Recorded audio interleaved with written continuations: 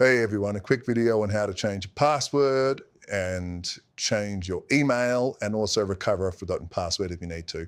First of all, just go to ProTraderscans.com and then log in here, okay? So press this login button. Then it will direct you to the free chart so everyone can see these free charts, okay? So then you go to the login button here and put your email in, put your password in, okay? Obviously, if you forget your password, just press forgotten your password and then put your email in, and that will send an email to the email. Now, if you are using the wrong email, so if you put the wrong email in there and maybe you're confused, you have a couple of different emails, then you're not going to get an email, because if you don't have an account, it's going to give you an error message. So make sure you put the right email in here and then send it off. Okay. Now the email will go maybe to your inbox or maybe to your spam folder or promotional folder. It might get filtered by your security system.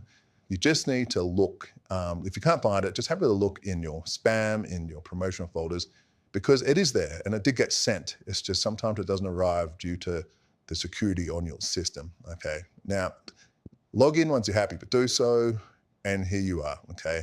You're in the system now. Now, if you want to change stuff in your account, go up to the top right here, okay?